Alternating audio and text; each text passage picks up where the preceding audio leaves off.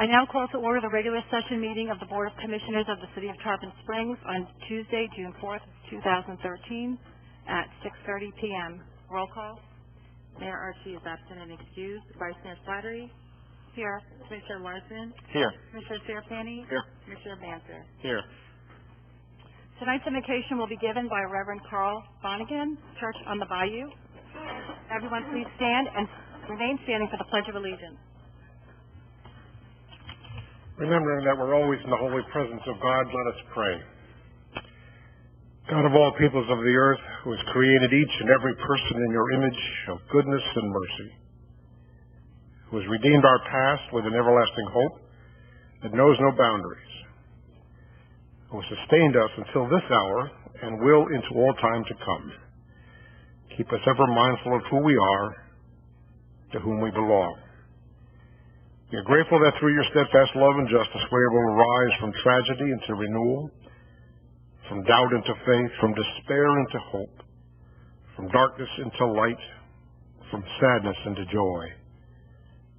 We are most grateful, all who serve in service to our community through civil service and civil-mindedness, giving of themselves freely for the welfare of us all. Holy One, bless those who hold office in the governance of Tarpon Springs, that may each of them do their work in a spirit of wisdom and cooperation, of kindness and justice. Help them to use their gifts and their authority to serve the common good of the people in their care. Unite us, O Lord, in common cause, that all may dwell safely in liberty, share equally in justice, stand boldly in freedom, until your better designs and desires are realized in each of our hearts and to each community within all nations. Make us one as you are one in all the earth. Amen.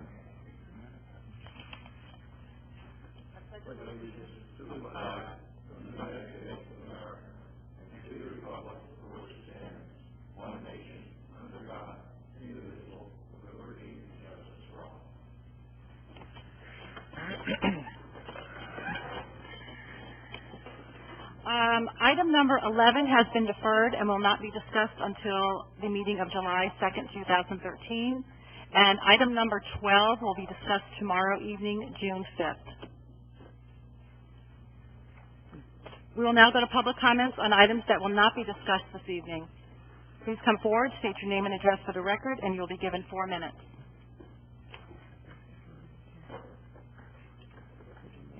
Seeing none, our first is a presentation, Golf Course Green Reconstruction, and Mr. Smith will be giving us a presentation.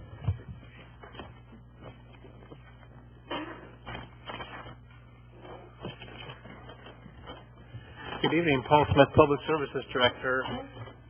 Our presentation item tonight is something we're proposing to you for the fiscal year 14 budget. But before we get to that presentation, we'd like to show you promotional, as part of our ongoing promotional efforts. We put together a video for the golf course, and the computer's doing something on its own here. Okay. And Mark, I'm going to ask if you got the sound up. Mark Jump in the control room. This is something that was completed in-house, utilizing our own resources to save money, and I'd like to recognize a few people before I play this. First of all, you're going to see some really neat vintage photographs in here that we put in the video, and I'd like to recognize the Tarpon Springs Area Historical Society. They were helpful to us. I think Don Sayre worked with them to get those pictures, and we were able to nicely incorporate them into the video. And I'd also like to recognize Chuck Winship, our golf course manager. He'll be up giving the presentation later. But also Russ Schaefer, who, if you may recall, as part of our reorganization work, he's our marketing person at the golf course, and he's the one that's narrating on this, and I think he did a fine job on it. So hopefully the sound is going to work for me here.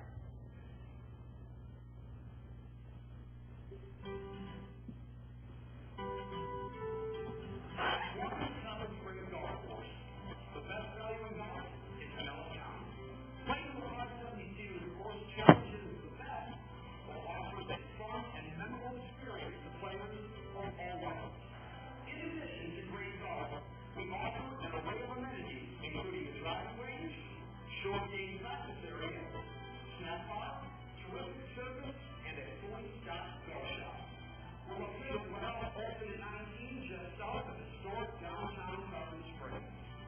me inside and let me show you around. To play your best, you need to look your best. And in our golf shop, we've got your apparel, equipment, and accessory needs covered. We stock the latest equipment from Titleist, Cobra, TaylorMade, Nike, and Ping, including the Field Club City system to properly fit you to your new equipment. Swing by the golf shop to experience the difference our knowledgeable and friendly staff and teammates in your golf game. Golf lessons are available from our PGA professional staff. Whether private lessons, small group instruction, or large clinics, we strive to teach you to play your best and enjoy the game for a lifetime. So get into the swing of things and schedule your private lesson today with one of our professional instructors. Covers River Golf Course, one of the oldest courses in Pinellas County. The front nine dates back to 1907, while the back nine was added in 1927. There have been many changes to the course over the years. We added 20 new tees for ladies and seniors, added bunker and made number 13, our signature par 5, and changed number 9 to a par 4, creating a par 35 on the front and a 37 on the back. Come play a part of Florida's rich golf history. Book your tee time today and come play Tarpon River Golf Course.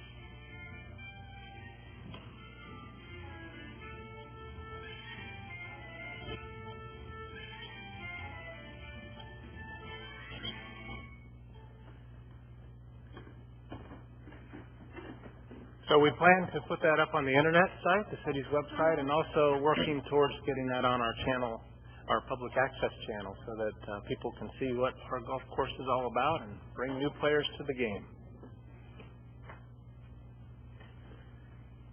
Our next item is a presentation, and it's to go into detail about the greens reconstruction we're proposing for this coming budget, fiscal year 14.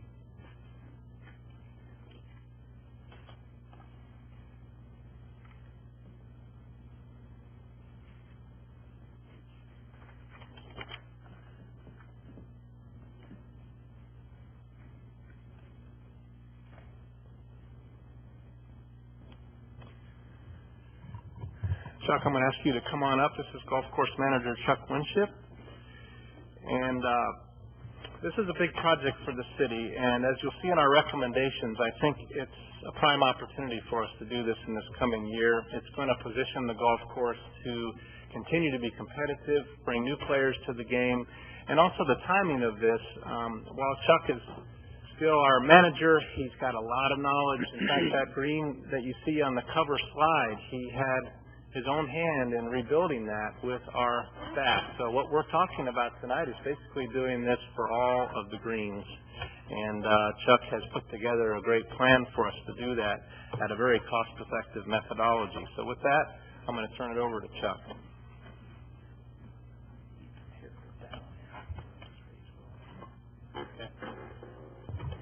Good evening.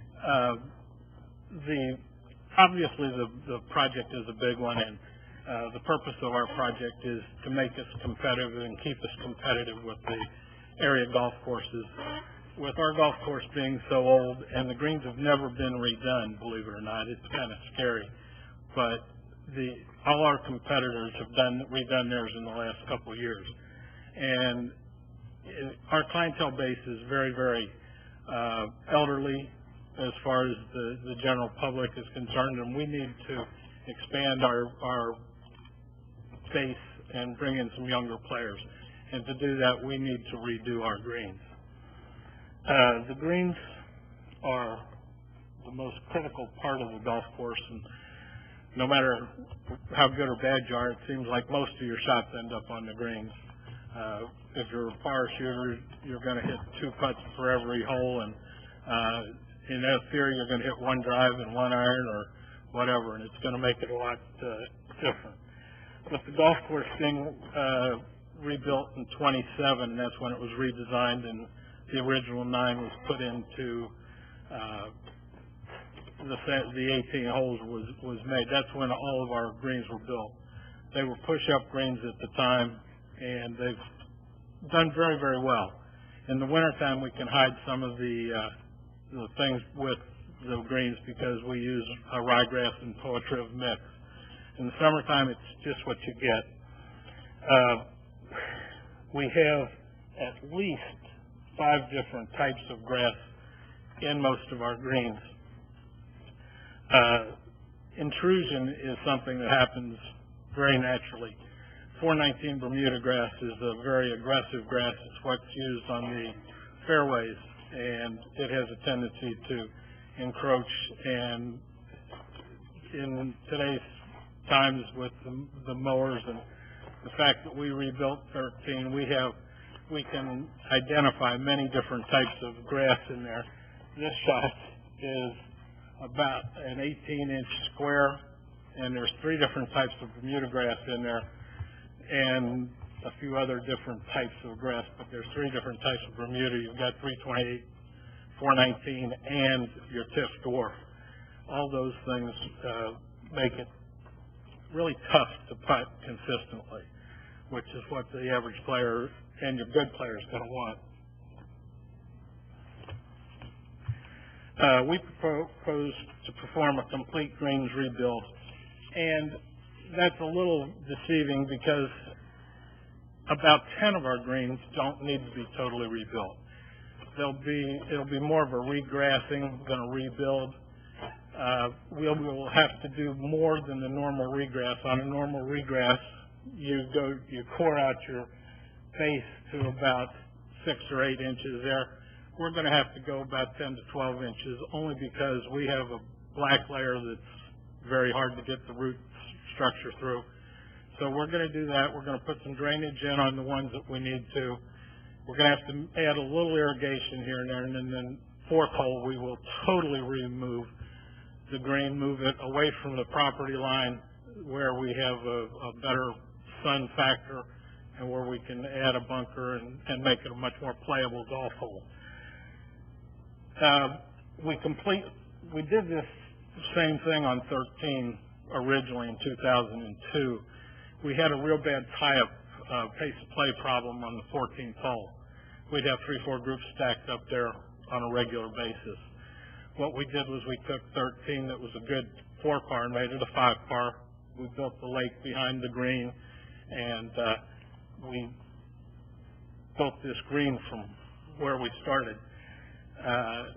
We'll do that with the 4th hole as a rebuild. Everything else will be modified USGA. The USGA suggests that you rebuild your greens every 25 years or so. So we're just a couple sessions behind. The construction costs are going to be right at $180,000 to do all 20 greens. The loss of revenue for the 3 months that we will be closed would be roughly the same. We will keep the driving range open, and that way, and the golf shop and everything else will be closed. We'll have some immediate savings. The type grass that we're planning on putting on is paspalum. It's a grass that's very, very hardy. It actually likes the brackish water, the salt, very salt tolerant, and that's what we will use since almost all of our irrigation is from the effluent water. We will save on overseeding the greens, which is about $4,000. Right now, we close 3 days at the end of October to overseed greens, tees, and fairways. By not needing to do that, we'll only need to close 1 day to do your fairways and tees. That'll include the savings. And then what may be more important, it eliminates the transition period, which is where you have to grow in your ryegrasses, and the ryegrass will get to be 3/4 to an inch high. Makes it very, very tough on the players. We discount that rate every year for about a 2-week period until we can start mowing the greens. Without transition, we won't have to do that. We'll be able to go right into our normal rates. At the far end in April, same thing. We get rid of the ryegrass, we take it out, and the greens are not nearly as playable at that point. So it'll allow us to be in a lot better shape and a lot more consistent throughout the year, which will definitely give us more potential for the players to come and see us. at full rate. The project proposed to start June 2nd, and we'd finish it up hopefully 13 weeks later, barring any very poor weather conditions. The only thing that would hurt it would be the first 3 weeks when we're actually doing a lot of the earth movement, where we'd end up having a rain problem. Without that, once we get the sprigs in and get it fumigated, the rain becomes a helpful thing. So we won't have any staff. It'll be Steve Diddick, our head professional, Russell Schaefer, and myself will be there to keep it open, and we'll be working with those people. And then in the evening, we'll have to have a person to pick range balls and make sure nobody's sneaking on the golf course playing when they're not supposed to. Not that that would ever happen, but we do check it. It's recommended that the greens reconstruction be included in the 14 budget, and that will complete our modernization. We started basically in 1999, redesign.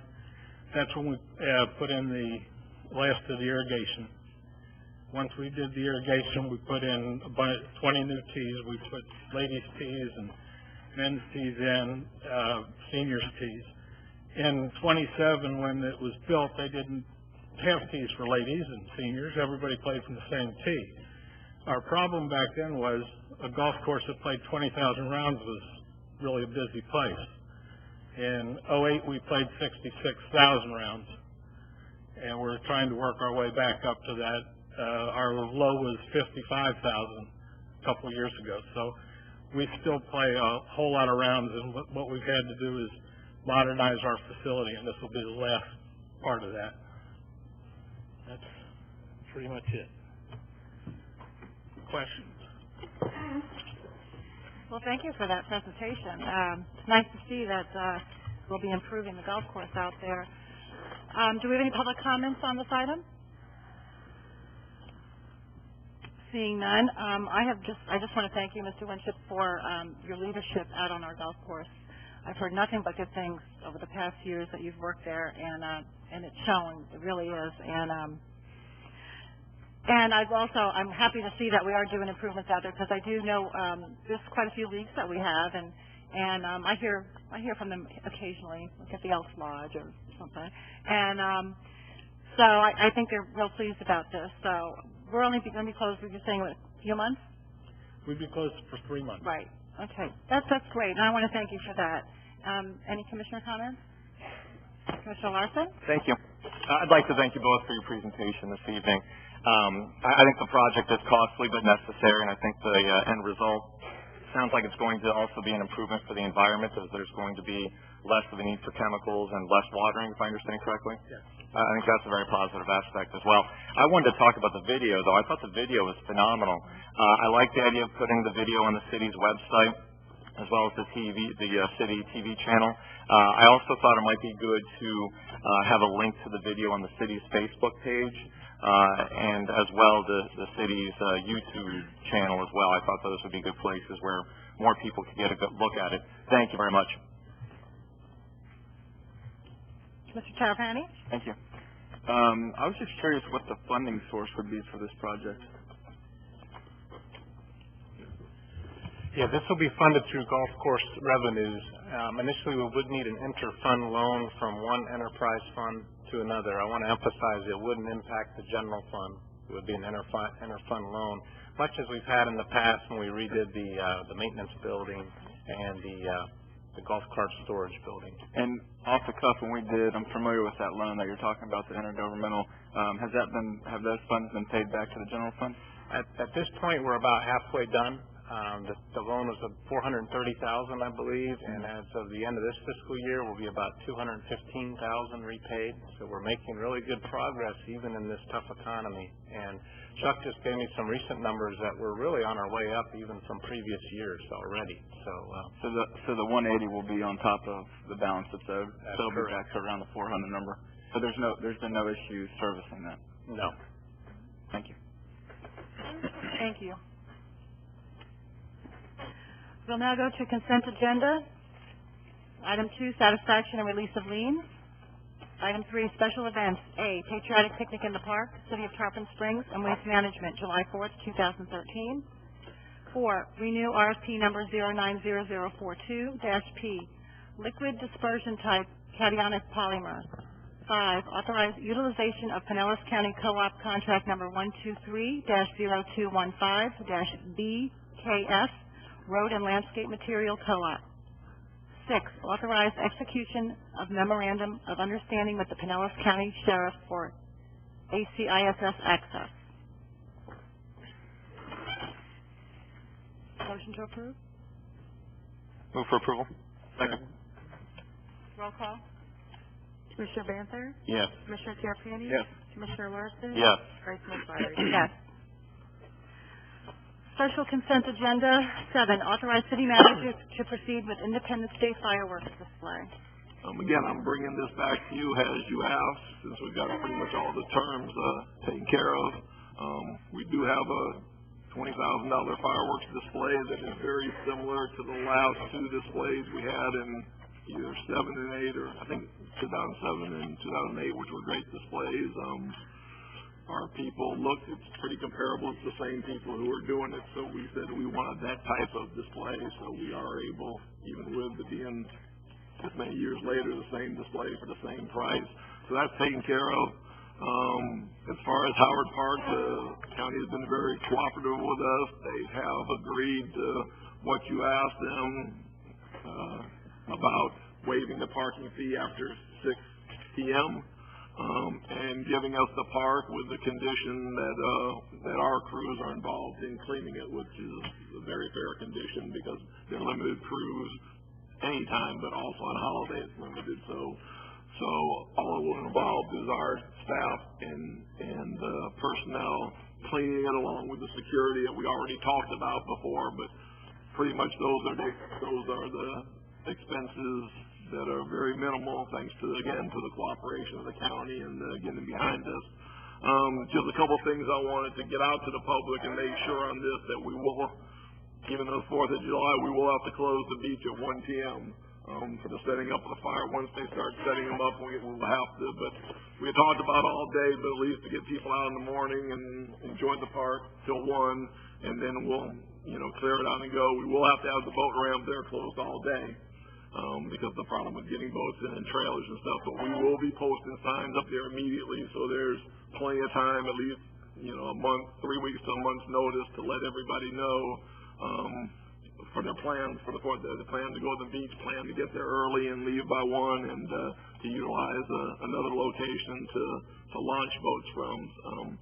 That's the only other thing with the public that has to be done. The police department's got their plan set up and ready to go, which models, I think, the 2008 plan, to getting traffic out and even having officers staged as far as alternate 19, because I think we found out in 2007, it bogged up at our alternate 19 intersection, really caused the problems. They changed the plan in 2008, and it flowed well, getting the people out of the beach and where they needed to go from town. So that plan is already in place. The chief's got that in place, set to go. We've got the fireworks set to go, and the county is okay with the beach. So I'm asking you to approve this special events application, proceed forward, and me to sign tomorrow the fireworks contract and proceed with this. Commissioner Connors? Commissioner Larson? Thank you. First, I'd like to say I appreciate all the effort that's gone into this already, and I certainly appreciate the county being on board and offering the free parking. I guess that starts 6 p.m. that day. My only concern, I just think it's a shame that we're going to need to close Sunset Beach at 1 p.m. and that the boat launch will need to be closed all day. I'm wondering if there's any way that Sunset Beach can be open later with a roped-off area, or if there's anything we can do, because I imagine on the 4th of July, people are going to want to go to Sunset Beach, and I'm just wondering if there's anything we could do to accommodate that. Well, per Chief Butcher, once they start getting the explosives out and start setting them up, that beach has to be clear, obviously, for And the latest they can do that, they wanted to do it earlier, but they said the latest they could do it and said they could go 1. I think they wanted to go 10 or 11. So what's the minimum amount of time to get the explosives out and set up to give time for the beach to be open some? And I think they indicated 1 with the chief that they could do it at 1 instead of the setup. So for absolute safety reasons and stuff to do it, we have to have that closed. Okay. Thank you. Mr. Tarapani? Thank you. I share the same concerns with Commissioner Larson, although, everything's a little bit of a trade-off. It is a shame that we have to close that park at 1, but I would say, Mr. LaCourse, you mentioned that we would immediately start posting the fact that we would have to close the park at 1, and I would just say that as we're posting that, if we could maybe put something underneath it to encourage people to attend the celebration in Craig Park, and also, there is the boat launching ramp there. So if we could just try and promote that as a means to try and steer them to a little bit different location, I think that would be fair enough, and I appreciate everybody's hard work and commitment to this project. Thank you. And Commissioner Larson, I think. Oh, I just have a follow-up question. I'm sorry. Will the boat ramp at Craig Park be open all day?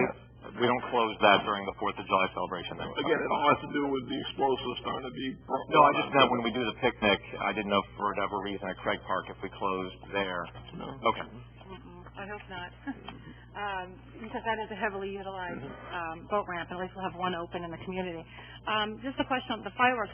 Do we have a barge, or are they being No, they're being off the shore. right off the shore? The barge would be a tremendous amount of added expense. The barge is not cheap. So that's why being off the shore, that's again one of the reasons why safety purposes you have to have the beach there when they start setting up. Okay, thank you. Are there any public comments on this item? Okay, seeing none, we will move to ordinances and resolutions. Item 8, Resolution 2013-21. We don't have a motion for that item.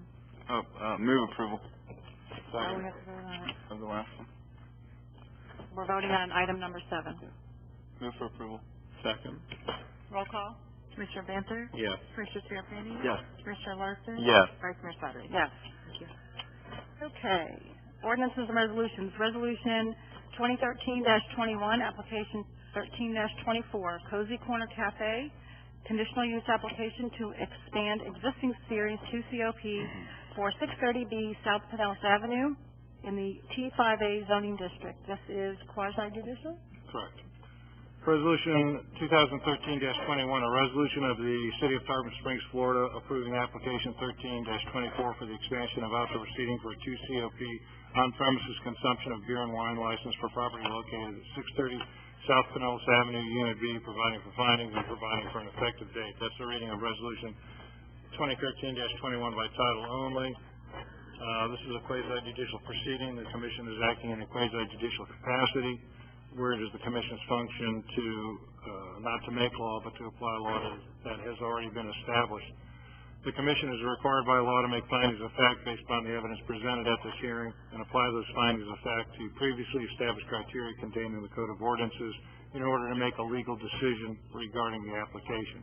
The Commission may only consider evidence at this hearing that the law considers competent, substantial, and relevant to the issues. If that evidence demonstrates the applicant has met the criteria contained in the Code of Ordinances, then the Board is required by law to find in favor of the applicant. By the same token, if the evidence at the hearing demonstrates the applicant has failed to meet the criteria established in the Code, then the Commission is required by law to find against the applicant. There is an established procedure that will be followed at this hearing. All witnesses must give their testimony under oath. All persons testifying must give their names and address for the record. All testimony and questioning must address matters that are relevant and material to the issues under consideration. The city staff will go first and present its testimony and evidence, and the applicant will have an opportunity to cross-examine city staff. The applicant will then make whatever presentation the applicant cares to, and city staff will have an opportunity to cross-examine any applicant's witnesses. At that point, we go to members of the public. Members of the public opposing the application will have an opportunity to present testimony. After all members of the public speaking, first we go to members opposing the application, and then after all members of the public opposing the application have spoken, all members of the public who wish to speak in support of the application will have the same opportunity to present testimony. Each member of the public is limited to 4 minutes of testimony. The applicant will then have an opportunity to make a closing argument or summary, after which city staff will have the same opportunity. Following that, the commission will consider the matter, and at that point, commissioners may ask questions of the witnesses. A motion will then be made and a vote will be taken. At this point, I would ask the commission to disclose any ex parte communications they may have had. There have been none. Anybody who intends to give testimony at this hearing, please raise your right hand and take the following oath. And by testimony, that means go up to that microphone and speak. Okay, I see 3 hands up. Do you swear or affirm that the testimony you're about to give is the truth, the whole truth, and nothing but the truth? I have affirmations all around. Ms. Vincent? Thank you. This is application 13-24 for the Cozy Corner Cafe. The property location is 1630 South Pinellas Avenue, Unit B.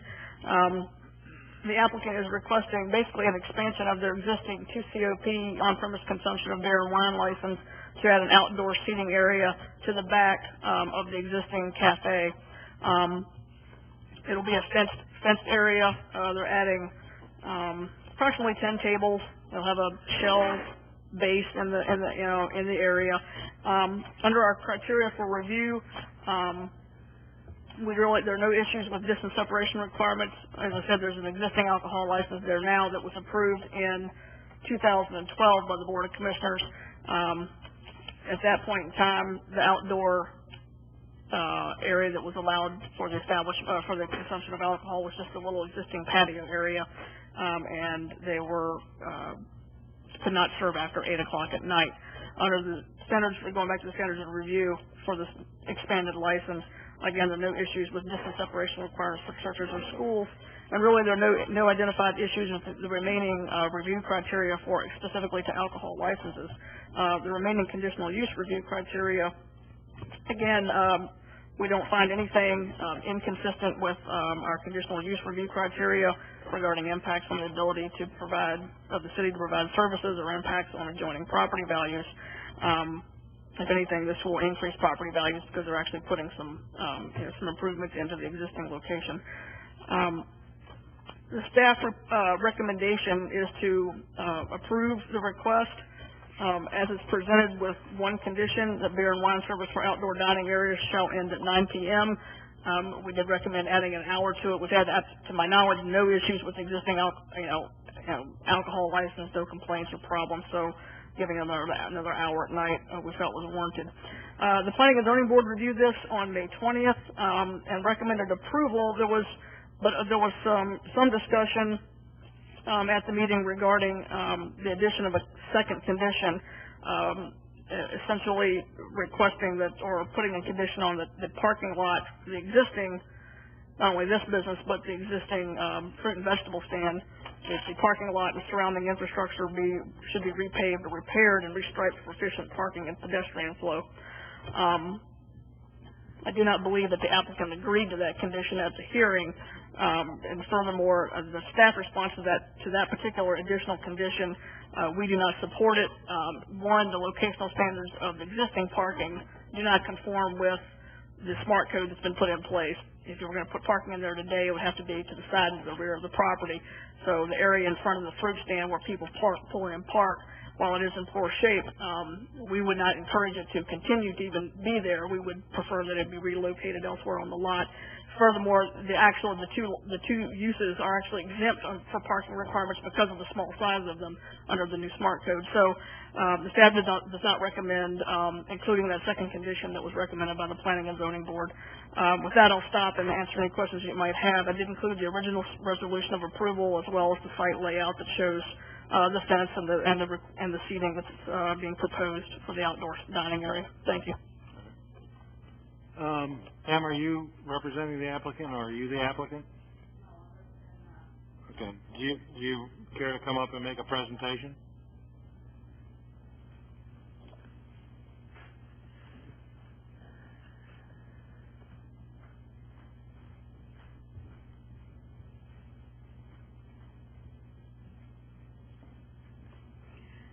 Hi, my name is Laura Calderas, and I'm the manager over there, and the applicant is not able to be here because she had surgery. But what our plan is, I really don't know what I need to say other than, we just want to put our umbrella tables out there and serve beer and wine. And really that's it, and do our barbecue out there. All right, well, the commission may have questions for you. Also, I did speak with the owner of the property, and they agreed to look into taking care of the parking lot. Okay? All right. Thank you. Why don't you sit right there in case they have questions for you? Are there any members of the public who oppose the application? Seeing none, are there any members of the public who wish to speak in support of the application? Do you want to take an oath?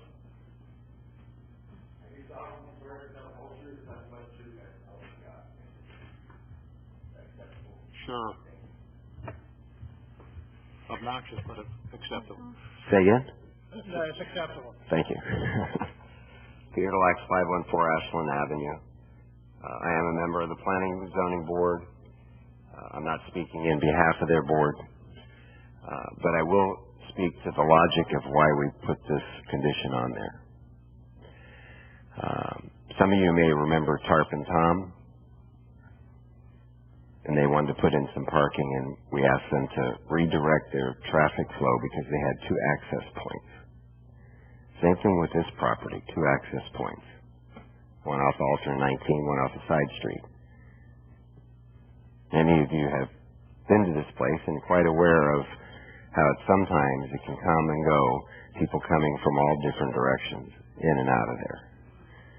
So the purpose, and I'm not sure, I don't have my item, but one of those is with regards to efficiency of traffic flow and safety, and I don't know if it's number 5 or whatever, but that's the factor of creating some sort of markings, at least to create a proper traffic flow in and out of there. And to do that, you really need to have the parking lot repaved, because many of those holes are in the drive areas. Secondly, I believe, I don't know if it was stated, but y'all are going to be open till 8 o'clock, right? I'm sorry? You said y'all were going to be open till 8 o'clock? All right. No, right? Okay, you can confirm with her on a microphone. Food stand closes at 6. So 2 hours that parking lot will be used for the applicant. So there is a need for them to have the proper markings and pavement for their business. And just want to reiterate, when this lady came to us, she wasn't totally prepared because she's not the applicant. She manages the place. And we did suggest to her that she speak to the owner of the place to see if they could work something out in regards to doing that. So whether y'all put it on a condition, that'll be your choice. I just want to elaborate as to the reasonings as to why we asked to have that as a recommendation. Thank you. Thank you. Any other members of the public who wish to speak in support of the application? All right, we'll close the public part. Ma'am, do you care to make any closing argument or summary? No, thank you. That's a no? Okay. Ms. Vincent? All right, it's appropriate for commission consideration. Any comments? Commissioner Tarpani? Thank you. Ms. Vincent, I have a question for you. I'm sure this has been looked at, but my question relates to setbacks. Based on the site plan and the survey, it looks like the fence will be pretty close to that alleyway. Is there a variance needed for that, or is there... It needs to be set back 5 feet. We'll make sure that when they actually apply for the building permit, that it would be set back 5 feet from the alleyway. Okay, so there's enough room based on what their plan is. Absolutely, yeah. For the 5-foot setback? Yeah. And I'm assuming in that one corner, that's for a visibility triangle? Absolutely. Okay. I don't really have too much more to say other than, in relation to the parking lot, I don't really feel like it's a necessary requirement to ask of an applicant. It's, more so a relation to the property owner. I did have a question for the applicant. If you had made contact with the property owner? You said that you have, but I'm is sorry? that, you made contact with the property owner in relation to the paving the Yes. parking lot, and what was the feedback? That she would look into it and see what she could do. Sure. I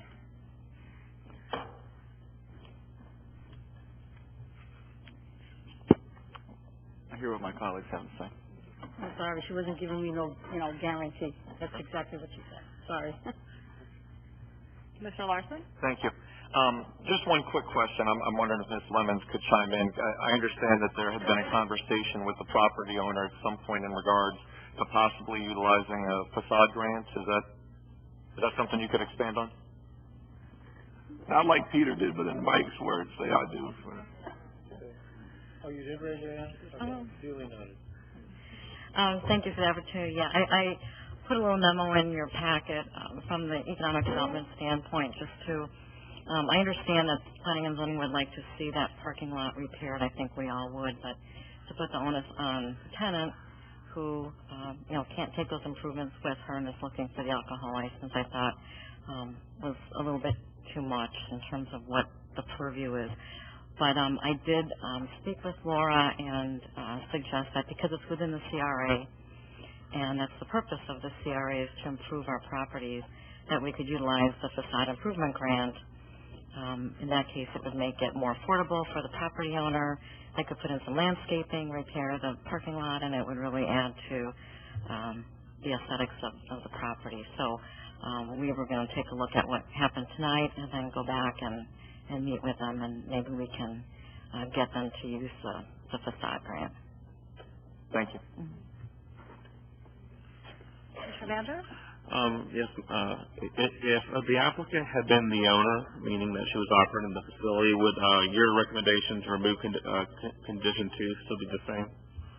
From the standpoint of the application of the SMART code, it would be, yes. Obviously, the economics are a little different at that point, but from just, looking at the locational standards of where you want parking under the SMART code, where it is on the site is not where we want it. So we would not encourage that to be continued. So yes, my recommendation would be the same. Do you know of any other similar application where we've required that before? And that's not tough to ask. But any kind of precedent or anything? No, I can't really think of anything off the top of my head. Right, thank you. Okay. One more question? Ms. Vinson, sorry to bring you back and forth, but when this application first came before us and we did issue the 2 COP, was there anything in there in relation to the parking lot? No, sir. Thank you. Okay. Chair will entertain a motion. I move for approval of the staff recommendation. Second. Roll call? Commissioner Vander? Yes. Commissioner Terrapini? Yes. Commissioner Larson? Yes. Vice Mayor Slattery? Yes.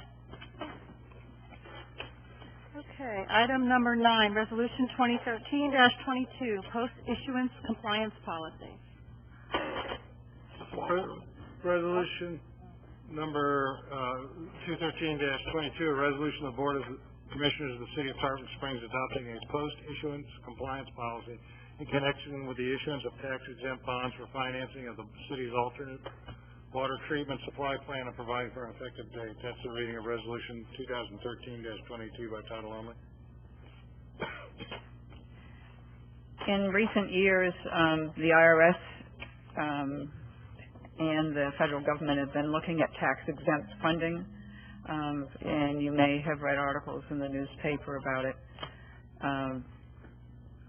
In the last 2 years, we have to file a form when we do tax-exempt financing. It's an Internal Revenue Service form, and on that they have added a checkoff box asking whether you have a post-issuance compliance policy. We understand from the attorneys, if you don't, that you'll probably be visited by people from the Department of Treasury. So it's in the best interest of the city to adopt this policy. It is basically what kind of records you have to keep, what kind of disclosures you have to make. We have to make at least an annual disclosure on a site that's got the nickname of Emma. There are things that you cannot do with tax-exempt financing, such as you cannot get the financing and then have a third party run it. Like we couldn't lease out the alternative water plant and have somebody else run it for us because we've gotten tax-exempt financing. And this stays in place for the life of the bonds until 30 years from the issuance date, and they're all paid off. We have to meet these requirements. There's also record keeping, where what type of documents we have to retain and have available for examination. So, if you have any questions, I'll be glad to answer them. Are there any public comments on this issue? Any commissioner comments? Seeing none, Chair will entertain a motion. Move for approval. Second. Roll call. Commissioner Banther? Yes. Commissioner Terrapini? Yes. Commissioner Larson? Yes. Vice Mayor Slattery? Yes. Item 10, ordinance 2013-15, penalty/termination waiver policy, first reading.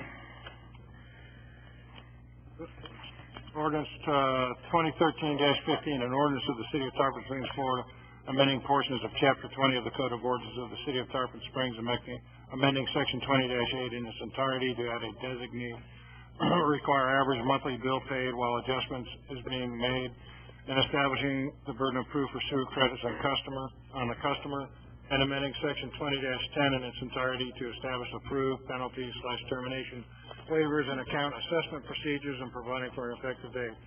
That's the first reading of ordinance 2013-15 by title only. The second reading will be held on July 2nd, 2013, and will be published in the Tampa Bay Times by title only on June 12th, 2013.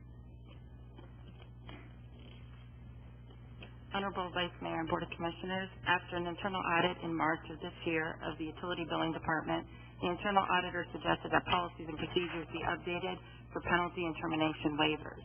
A team consisting of myself, the Deputy City Clerk, the Finance Director, and the Utility Billing Supervisor met and reviewed and amended those sections. Before you this evening is a penalty and termination waiver policy establishing criteria and an ordinance reflecting those changes. If you have any questions, we'll be happy to answer them. Any questions? I believe we need two motions on this. We need one motion for the policy and one motion for the ordinance.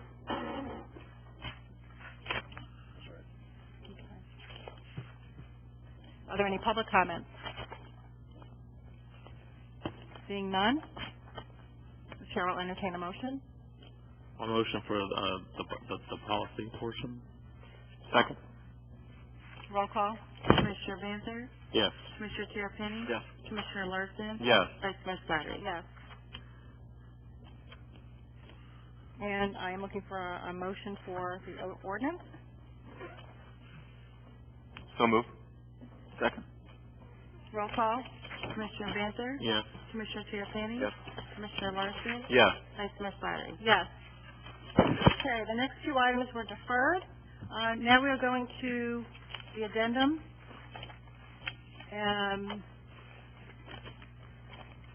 City Attorney, an explanation of agreement between CARE ATC Inc. and the Florida Municipal Insurance Trust for Employee Wellness Clinic. Well, I don't have a lengthy explanation. You've all seen the contract, but I'll describe it in broad terms. What the Florida Municipal Insurance Trust is doing is they're establishing this wellness clinic. The city, the two cities, Oldsmar and Tarpon Springs, will pay the rent, and FMIT will pay the cost of operating the clinic. The agreement provides that the rent will be split between Oldsmar and Tarpon Springs on a 30-70, with Tarpon Springs paying 70% of the rent, because that's the ratio of our employees to theirs. The in the second year, the cost of running the clinic that FMIT incurs they'll be able to track,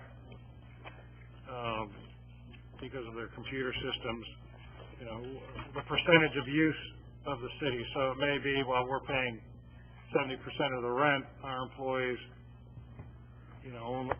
only have 60% of the use, or, whatever that percentage is. But in the second year, that portion of the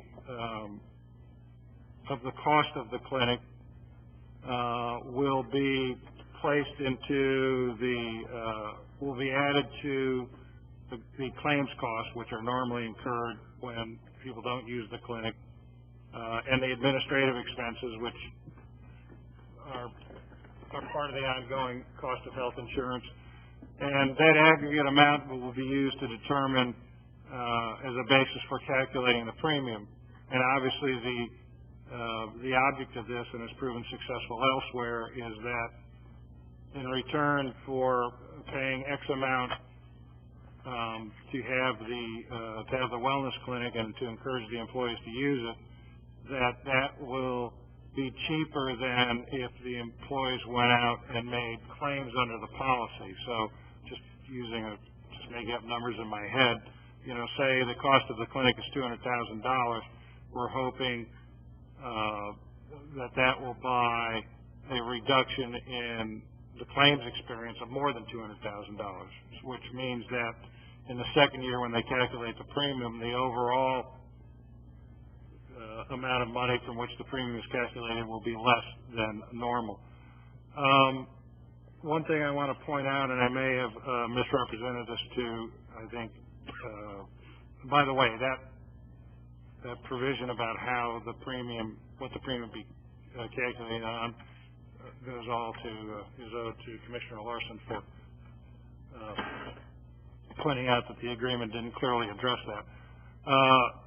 The other thing I want to point out, just to show you that the Municipal Insurance Trust has some skin in the game, there is a provision in there in the agreement with CareATC, which is going to be the medical company that operates the clinic. There's a provision in there that allows the Florida Municipal Insurance Trust or CareATC to terminate the agreement, and the date of that is it can be terminated. This is a 3-year agreement. It can be terminated on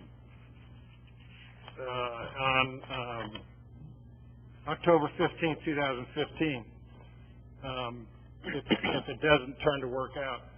But the liquidated damages provision of our agreement with the Florida Municipal Insurance Trust provides that the city would be obligated to pay the rent up to October 15th, 2015, and the league or the Florida Municipal Insurance Trust would be obligated to pay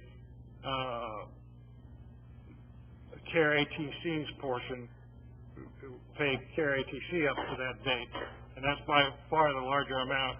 And the Municipal Insurance Trust would not be able to come back to the cities and get it. So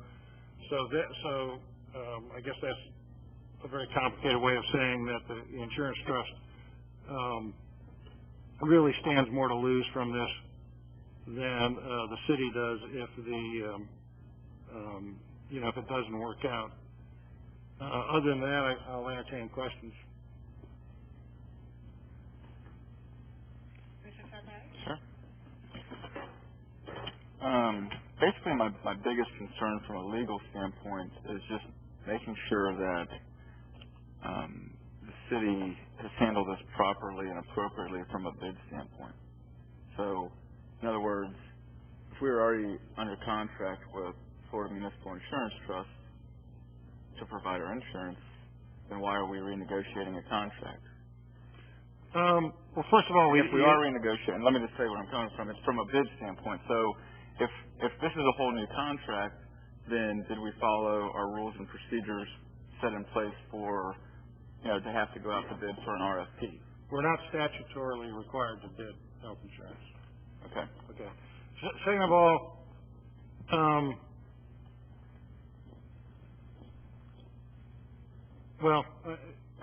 we're not really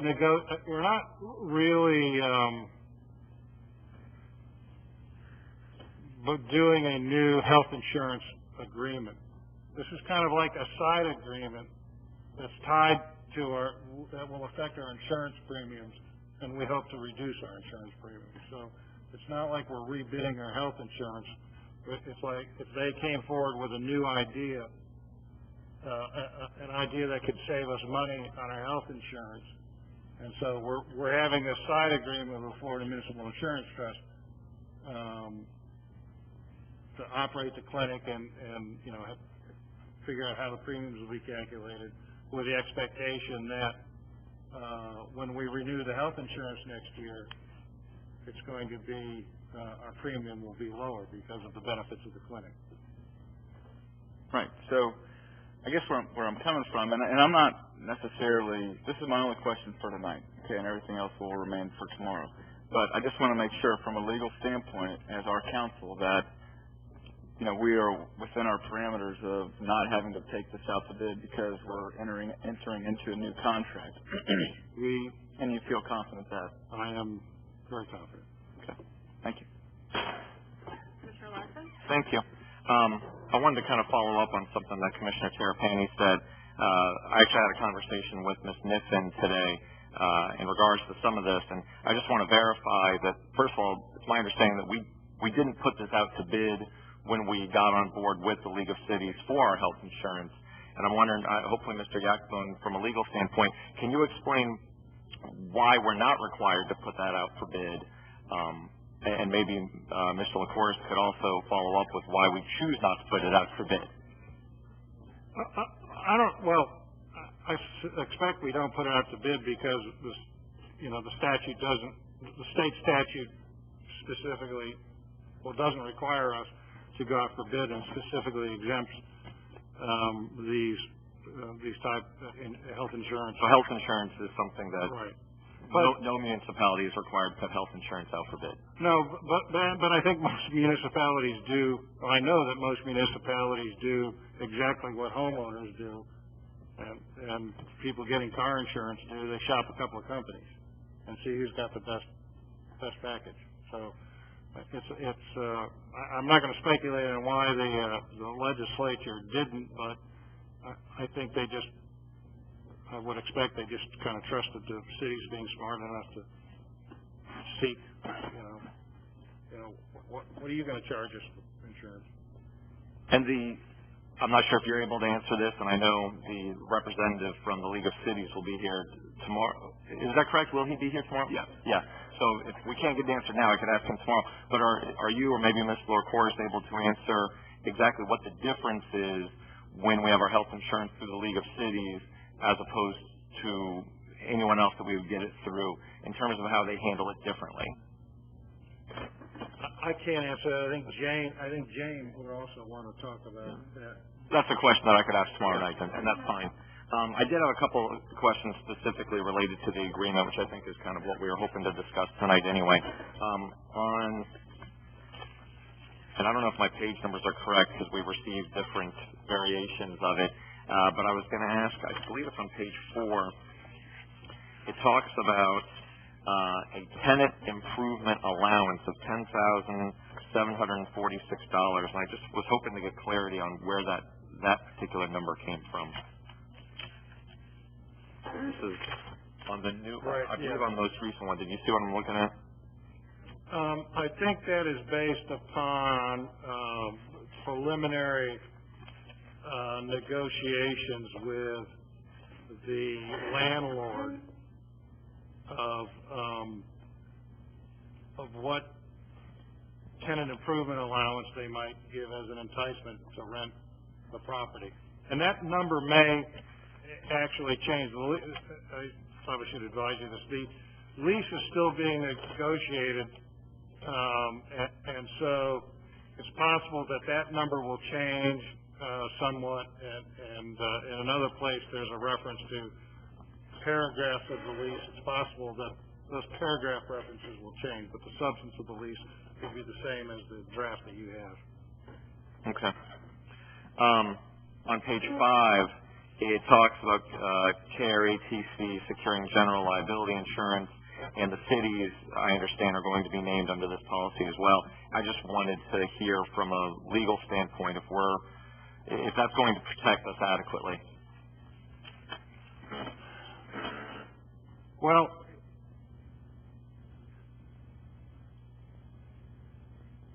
I'll say yes, but here's the caveat. If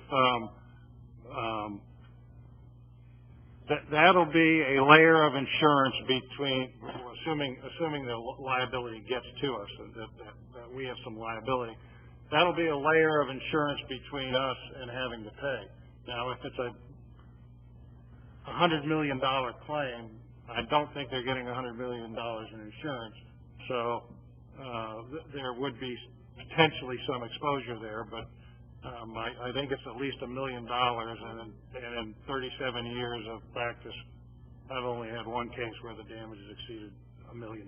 So it is in most commercial transactions and most municipal transactions, I would say that provides us adequate protection. Okay. On page 6, it talks about the breakdown for the cost of the lease being a 70-30 breakdown, with Tarpon Springs paying obviously a much larger portion for the lease. I'm wondering if it'd be worthwhile to include any language. I mean, if we're looking at this is a 3-year agreement at this point. I mean, if we look at this being a longer-term thing, maybe after 3 years we need to reanalyze what the breakdown should be at some point.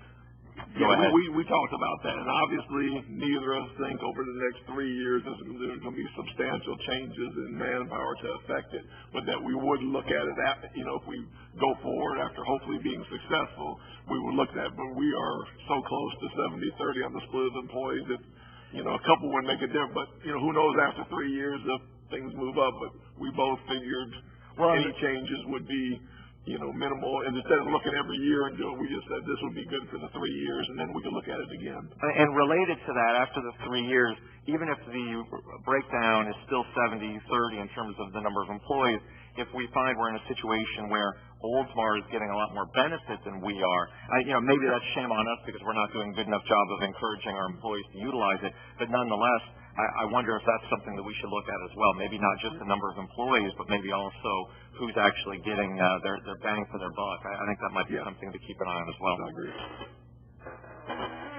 Also on page 6, I just wanted to get clarification on what this means. It talks about what I was just saying, how we need to encourage employees to utilize the Wellness Center. It says the cities will encourage the employees to use the Wellness Center while this agreement is in effect, and will develop and implement incentives acceptable to the FMIT to promote the employees' use of the Wellness Center. I understand that it's in our best interest to encourage our employees to utilize the Wellness Center. I'm wondering what it means that incentives need to be acceptable to the FMIT. I think basically, and I don't know what incentives you'd offer that wouldn't be, because we've talked about the different types of incentives that the other models of clinics give. For instance, one incentive is that you allow the employee to go during work hours without using sick time to go to the clinic. There's two reasons for that. First of all, in this clinic situation, they're almost guaranteed appointments. And all of you know that goes to doctors, you can have a 2 o'clock appointment, but it could be 3:15 or sometime more than you see a doctor. So one, because we know they're going to get in and get out of the clinic on time, and two, as an incentive for them to go without charging sick time. Sometimes when employees take the time off for an afternoon, obviously if it's one of those days where you sit an hour and a half in the doctor's office and get it, they lose a whole half a day. This way, it's really a benefit to us and our work what we get out of, because they're in and out and back to the city, even with travel time in less than an hour. We just got a couple more hours of work from the employee. So those type of benefits are the type of benefits that we thought about offering. Time. I agree protesting. completely. So I don't know of any ones in fact, they gave us the ideas of other places, which one, what other places have used to agree with. So I can't imagine. I guess we'd ask them. I don't imagine what condition wouldn't be acceptable. I agree. I can't imagine what wouldn't be acceptable. I guess what I'm trying to figure out is why this sentence is even there. I mean, is there a process where we need to notify FMIT every time we come up with some kind of an incentive to get employed? Like why is that sentence there is what I'm trying to figure out. Why does it need to be acceptable to them? Well, I tell you why, because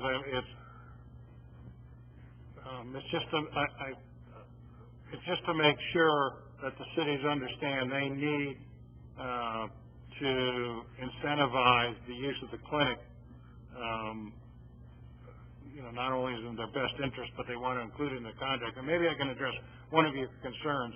It'd be very difficult to spell out in the contract what specific incentives should be offered, because there's always a possibility that, in a year from now, some other city will think of a brilliant new incentive that we would want to jump on, so it's possible that they would change. All contracts carry an obligation of good faith and reasonableness. I tend to look at phrases like that from the standpoint of how can that be abused.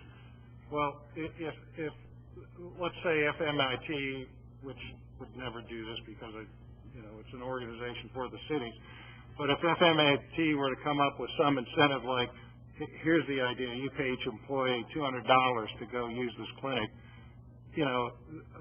I feel pretty comfortable that we could go look at other examples in the state and show that that's not commercial, that's not reasonable. No other clinic does it, and that violates the good faith obligation. So I don't really believe that the way that's phrased is subject to abuse.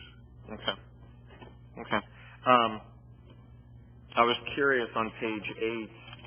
It mentions there's some language in regards to other FMIT members using the clinic. I'm wondering if there's some kind of a plan in place. Are we hoping to include other municipalities? And if so, who? What other cities in the area utilize FMIT that we might partner with? I can't speak for them why that may be in there, but the possibility. When this originally, and again, this has been something that we've been looking at ever since the Clearwater Clinic started. We not only meet among city managers every month, but we meet among North County city managers, and we meet with mayors and city managers from North County on a basis. The original thought, especially when Dunedin jumped into Clearwater's thing, was, well, it really wouldn't be practical for the cities left in North County, which is Oldsmar, Safety Harbor, and Tarpon, to jump into the Clearwater Dunedin clinic because it's too far and there's a lot of problems with it to jump. So we always talked about starting our own clinic. The problem is on all 3 cities and stuff, the startup cost to get it going is tremendous. It's a tremendous amount out of your budget to start off that the 3 cities, couldn't absorb. Why Oldsmar and Tarpon Springs are in the league for the insurance, why Safety Harbor is not involved in this thing is right now they don't get their insurance or work through the League of Cities. They used to. They used to work through them. They don't now. But if in a year or two that contract changes and Safety Harbor might want to get into this clinic and, there would be more hours added for them, the same formula, everything else, then a possibility of Safety Harbor or something, just like Clearwater ran theirs for a year and a half, and then Dunedin was invited in, and it's booming, it's successful. Both cities are successful with just to leave the door open that if that opportunity came, and maybe another city such as Safety Harbor would want to come in, that it wouldn't exclude it in the contract. Not that, they may happen in 3 years. They might watch what's going on with us, and if we're successful, then they'll be more inclined to do it. In which case, we'll probably increase the hours. I think it's just to leave it open for that, because anybody else you bring in will increase the hours by the formula. I know the hours are contention, but all the other clinics around the state there's a formula of usage and everything, and those hours on the formula work. Again, if there's more usage, that's good. They'll raise the hours, and although the cost does go up, the savings from the premiums go up also, and it all balances out. That's the whole principle of this thing, why it works and why it is truly, we're into it. And again, the constant everything is we're in this for the city employees, and it'll provide a good benefit for the employees. But the other side of it is, with this tie-in to no claims and no premiums, we can combat and depends who you talk to. At the city managers conference I was at last week, it's closer to thinking to 8. The estimates think there's going to be 10 or 11 of the increases for the next 3 years in health insurance. So we're dealing with the next 3 years an increase in health insurance between 24 and 30%. This whole concept, doing it this way with the claims, is to combat the taxpayers' money having to go to a higher rate of supplementing our employees' health insurance to the tune of 24 to 30%. This is the way to try to combat it on the end and try to keep our budget down, the millage rate down, and everything else down. This is the method to combat it. And again, it's after many years of looking at the successes of cities, not only here with Clearwater Dunedin, but the articles I sent you of the cities around the state who are successfully doing that and combating it. So that's kind of the whole purpose of the whole thing to work out. The only other thing I was going to ask about was this 4-page Tarpon Springs Wellness Center cost summary, but this came from the League of Cities. I think I'll save my questions on that until the representative is here tomorrow. Yeah. Thank you. Commissioner Banther? Thank you. I had some of the same concerns about the whole bid process, but the city attorney answered those in an email to me. And if you feel confident that we're safe in that area, then I'll take that for what that is. I have some concerns and comments too, but I'll save those for tomorrow night. Thank you. I just had a question regarding that liability insurance. That's just a slip-and-fall policy, correct? Is that what you're talking about? Yeah, I think it's a basic premises liability policy. They're also required to carry med mal insurance. I can't conceive of a situation where we would incur medical malpractice liability, but it is a basic accident, personal injury. So that's just a slip-and-fall policy. Okay, so then that was my question. They have to carry malpractice insurance, so we wouldn't be included on that, would we? No, I don't think so. I mean, I don't think we would need to be. We're not a healthcare provider. I just really don't see a way that we could be named as a defendant in a medical malpractice suit, since we don't dispense medical advice or care. Okay. Mr. Tapani? Mr. Attorney, did you forward your response to Commissioner Banter's concern about the RFP to the rest of the commission? I think so. You did? When I got the response. I sent it to, I copied, I copied Trish. As long as it was sent, I just haven't seen it. I just wanted to make sure that it was available. That's all. Yeah, I copy the city and let the city disperse it. Sure. If it didn't go out, it wasn't my fault. I got it today. Are there any public comments? Seeing none? Oh. Okay, you need to come to the podium, please.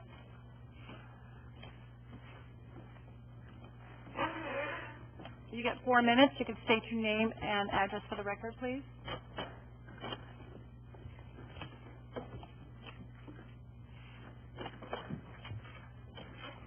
Okay, my name is Gary Fritz, and I'm at 619 Bayshore. My question was in regard to the reduction in costs, which seems like a great idea, especially when it comes to medical expenses, and I'd like to see the city incur any less expenses as much as possible. But my question was in regard to where the forecast was that the premiums in the next 3 to 4 years were going to go up 24 to 30%. I haven't read anything about that, and I just was wondering if maybe somebody could elaborate on that a little bit, where that's coming from.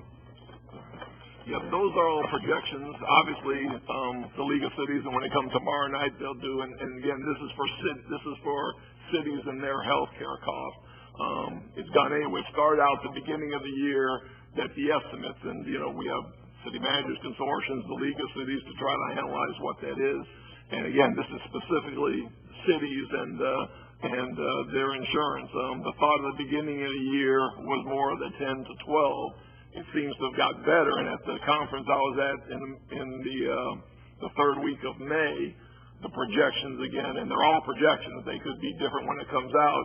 It seemed like it got a little better and lower, again, from the 10 or the 12, that, you know, maybe cities would be looking at an 8%. So you always go in between. So, you know, best case scenario, it anticipated that cities and their health insurance for employees are going to go to the 8% end, and there's some who still think it might be to the, you know, 10, 11, and 12. And again, each individual city, depending on their claims, if they have some catastrophic events, you know, there could be cities that go out of whack of that because, you know, either they've had great series of years to do, or, you know, it goes all on your claims and it goes on several years down the road. So that's just a general thing. A city could be a lot higher or lower depending on their actual employees and their usage of it. So that's just a general ballpark for municipal.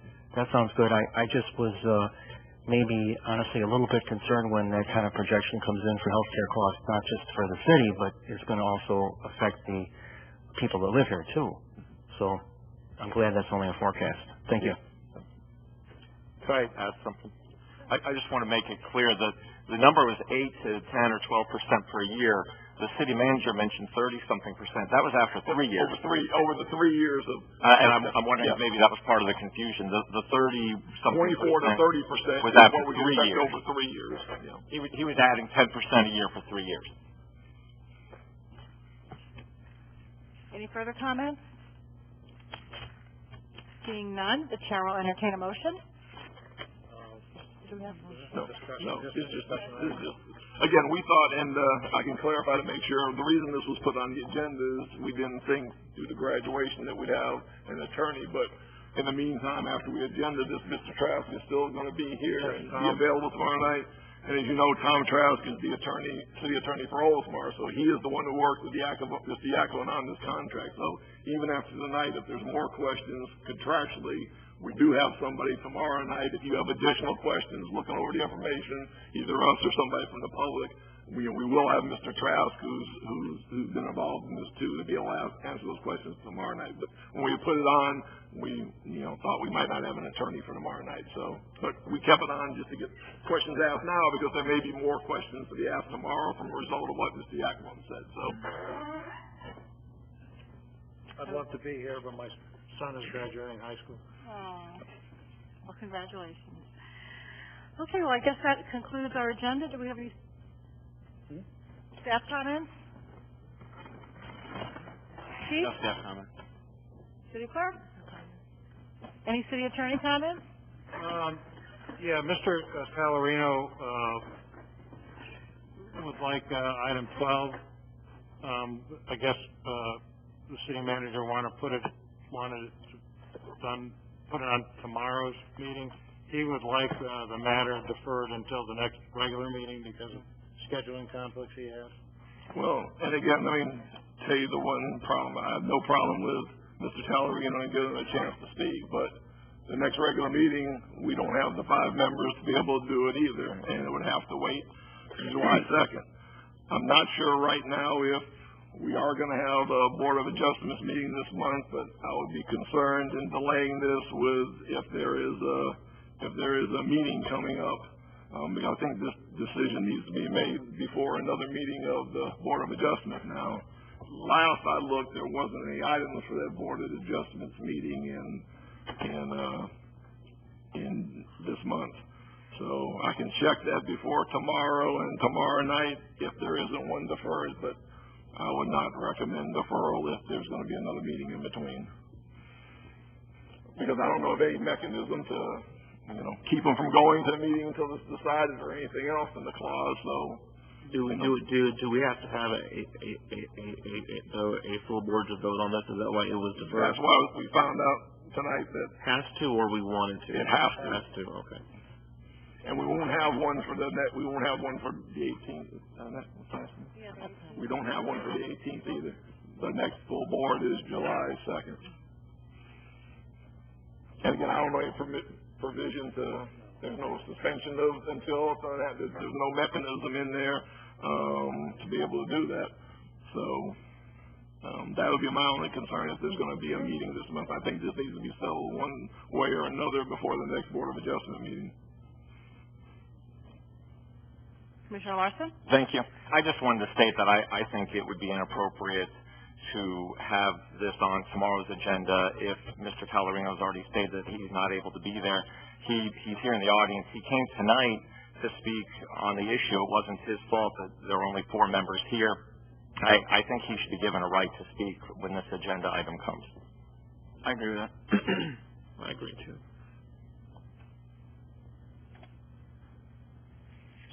So we're talking about possibly July 2nd? That would be the next meeting where we have a full board. Will you be here? Yeah. Okay. We'll all be here. I plan to be here, yeah. So do we need to? I think a motion to defer to July 2nd. I was going to ask one other question before we did that. I was wondering, Mr. Yakavone, if any further research was required to confirm that we do, in fact, because this may come up at some point in the future for some other board or whatever, just to confirm whether or not that is indeed the interpretation that we do need for, I wasn't sure if there was, or we do need all 5, we can't do it with 4. I wasn't sure if there was any gray area there or if this was... Well, I need to look at the other boards, what the language there, but I know that in the ordinance 226.00 of the Land Development Code that specifically addressed the Board of Adjustment, and again, I think you pointed this out to me. You ought to get a job as an attorney. You're doing a good job. It talks about that it's got to be, I quote, by majority vote of the full membership of the Board of Commissioners. And that could be interpreted to say that you don't have to have the full membership present, but it's got to be a majority based upon the full membership. But the more I look at that, the more I believe that the proper way to interpret that is that it be by a majority vote of the full membership voting. So my interpretation is that you need to have a full board to take the vote. All right, so are you looking for a motion then to move it to, what was it, July 2nd? Then I moved to move the agenda item number 12 to the July 2nd board meeting. Second. Roll call. Commissioner Banther? Yes. Commissioner Terrapini? Yes. Commissioner Larson? Yes. Vice Mayor Sutter? Yes. And the city attorney has no more comments. One more comment? No more? No more comments. Oh, okay. Chief, you had none? City Manager? No. Commissioner Terrapini? No comment. Commissioner Larson? I've said enough. Commissioner Banther? I do have one, maybe this would be better for July 2nd, but I think we need to redo the application for these boards. It's very outdated. It doesn't, if you don't know the person, and if we're reading the backup, it's very hard to gauge if that person's qualified or not. And I'm not speaking to any one individual, but just overall. If I don't know the person, it makes it very, very difficult to do that. And also make fields mandatory on the application. So I'm not quite sure how we go about doing that. But, I would think maybe this year sometime to revise that application. Also, it's nice when they're voted on to have them here if they can speak, if at all possible, schedule allowing. Because sometimes you'll have to vote for somebody, you have no idea who they are, you've never seen them, and that makes it difficult, I think. I have to say that's something I've thought about also, whether it's when you apply for a board that you come speak to just, whether it's 4 minutes at the beginning of the meeting or you set something up on presentations and, once a month all candidates that's applied for a board come and do an introduction, talk about their background, talk about how their background relates to the specific board. Again, to give you a better decision base when you do this along with the application. I don't think to change that procedure is I think I could be, by consensus, directed to bring back a procedure to do that. But I do think you ought to see them, you ought to hear from them, and not only have more information on the forum and, not necessarily if they're on the list, that when they become within a certain time of the list, they need to come to the meeting. Again, it'd only be maybe a presentation of there's 3 new people who applied for boards, and each of them get up to 4 minutes just to stand there and explain that to you, to get you familiar for, 2, 3 months or whenever it is later you're making a board, you're making a board decision, then you decide on the best candidate for that board. So if that's the consensus and direction, I'd just like to bring that back. I'd like to see happen if possible. Thank you.